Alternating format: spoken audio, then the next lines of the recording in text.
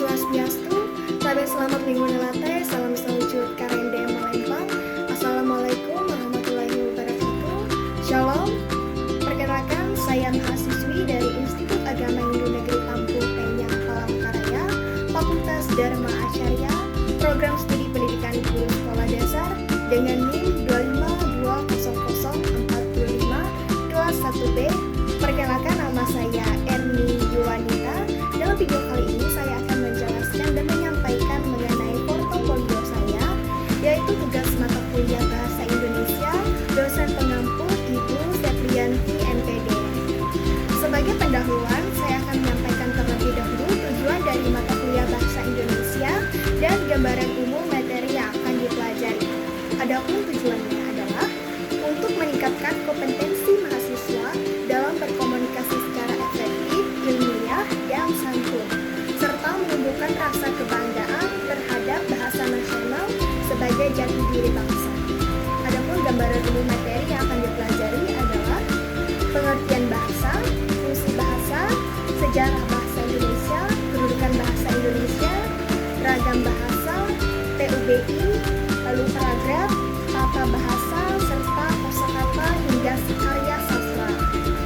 Baik, kita akan masuk ke dalam materi yang pertama, yaitu pengertian bahasa. Yang saya pelajari adalah di mana bahasa sebagai tempat mengekspresikan ide, pikiran, melalui gerak tubuh, isyarat tubuh, dan lain sebagainya, yang memuat struktur bahasa, tata bahasa, ejaan, dan kosakata, penanda dengan kata, suara, dan simbol, ditandai dengan benda.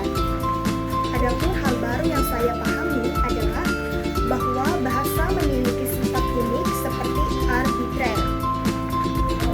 Dan adapun manfaat bagi kehidupan akademik dan sehari-hari adalah membantu saya menyusun argumen yang logis dalam membuat tugas kuliah dan berkomunikasi dengan jelas.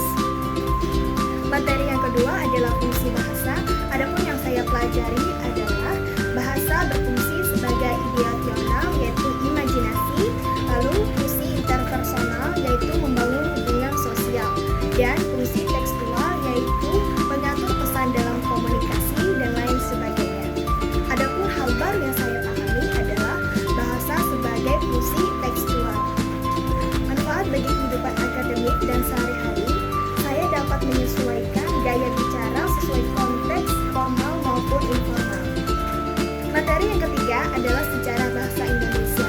Yang saya pelajari adalah teori Bow, yaitu berasal dari tiruan suara alam, teori Yoheho, yaitu berkembang dari kegiatan yang kita alami, dan teori genetik, yaitu kemampuan muncul secara genetis. Adapun hal baru yang saya pahami adalah yaitu teori Bow dan teori Yoheho serta teori genetik. Adapun manfaatnya bagi kehidupan saya dalam sehari-hari maupun di akademik, yaitu menumbuhkan rasa bangga dan melestarikan bahasa Indonesia. Materi yang keempat adalah kedudukan bahasa Indonesia. Adapun yang saya pelajari adalah fungsi dan peran bahasa dalam masyarakat itu sebagai bahasa nasional dan bahasa resmi negara, dan perbedaannya dalam ranah pemerintahan dan ranah pendidikan. Adapun hal baru yang saya pahami adalah bahasa Indonesia memiliki kedudukan yang lebih tinggi daripada bahasa daerah. Adapun manfaat bagi kehidupan akademik maupun sehari-hari saya adalah mendorong saya menggunakan bahasa Indonesia dengan baik dan benar. Materi yang kelima adalah ragam bahasa. Adapun yang saya pelajari adalah ragam bahasa sebagai variasi yang muncul karena adanya perbedaan situasi, tujuan, penutur, lawan bicara, dan media komunikasi. Adapun hal baru yang saya pahami adalah bahasa digunakan sesuai konteks komunikasi kita. Adapun manfaat